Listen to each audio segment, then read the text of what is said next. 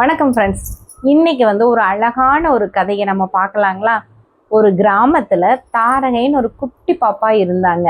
அந்த குட்டி பாப்பாவுக்கு ஓவியம் வரைகிறதுல ரொம்பவே இன்ட்ரெஸ்ட்டு.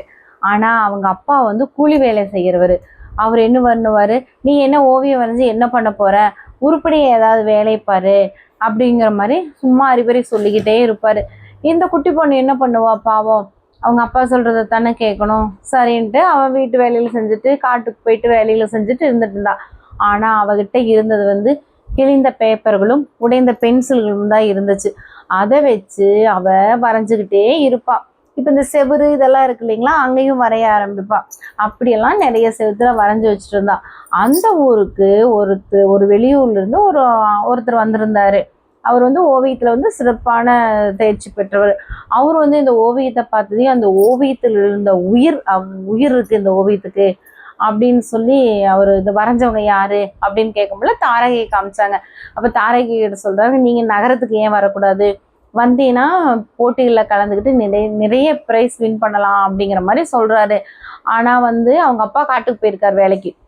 அவங்க அம்மா என்ன பண்ணுவாங்க, பணத்துக்கு சரின்னு அவங்க சேர்த்து வச்சிருந்த கொஞ்சம் கொஞ்சமாக சேர்த்து வச்சிருந்த காசு எடுத்து கொடுத்து நகரத்துக்கு அனுப்பி வைக்கிறாங்க தாரகையை.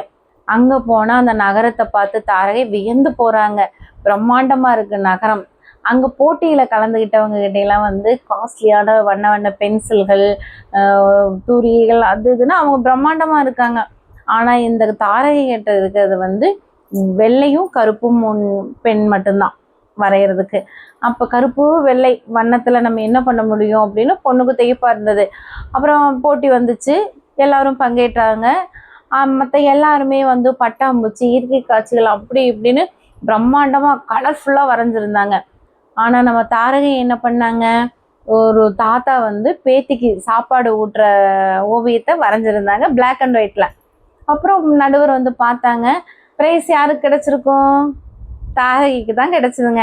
அது என்ன காரணம் சொன்னாங்க தெரியுமா, எல்லாருடைய ஓவியங்கள்லேயும் வண்ணங்களும் பிரம்மாண்டமும் தான் இருந்தது, ஆனால் உன்னுடைய ஓவியத்தில் மட்டும்தான் ஒரு உணர்வு இருந்தது, உயிர் இருந்தது, அந்த ஓவியத்தில் இருந்த வழி தெரிஞ்சுது அப்படின்னெல்லாம் பாராட்டுறாங்க. ஃபஸ்ட்டு ப்ரைஸ் கிடச்சிது. ப்ரைஸ்லாம் நிறைய பணம் வாங்கிட்டு கிராமத்துக்கு வர்றாங்க தாரகை. அப்போ அவங்க அப்பாவுக்கு ரொம்பவே பெருமை. எல்லா ஊர் மக்களெல்லாம் தாரகையை கொண்டாடுறாங்க. அப்போ அங்கே இருக்கிற குழந்தைங்களுக்கெல்லாம் ஓவியத்தை கற்றுக் கொடுக்குற வேலை பண்ணிட்டு இருக்காங்க தாரகை. இப்படி அந்த பொண்ணோட வாழ்க்கை பெரிய மாற்றத்தை சந்திச்சு நல்லா இருக்காங்க. இதுலேருந்து என்ன தெரியுதுங்களா, விடாமுயற்சி வேணுங்க. அதாவது ஒரு உழைப்பும் திறமையும் இருந்தாலே ஒரு விஷயத்துல நம்ம ஜெயிக்கலாம். ஓகேங்களா? அப்புறம் இன்னொன்று நான் சொல்கிறேன், கலைக்கு மதிப்பு கொடுங்க. கலை அழகாக இருக்கணுங்கிறது இல்லை, அதுக்கு சூப்பரான திறமை இருந்தால் போதுங்க. உணர்வுகள் வழிகள் அந்த கலையில் தெரிஞ்சதுனாலே ஜெயிச்சிடலாம் நம்ம. ஓகேங்களா? அப்புறம் இன்னொன்று நான் சொல்ல வரேங்க, ஒரு சின்ன விஷயத்தை கூட நம்ம ஆதரவு கொடுத்தா பெரிய மாற்றத்தை ஏற்படுத்தலாம் அப்படிங்கிறதுக்கு இந்த கதை ஒரு உதாரணம். ஓகே ஃப்ரெண்ட்ஸ், இந்த கதை பிடிச்சிருந்தா சப்போர்ட் பண்ணுங்கள். தேங்க்யூ.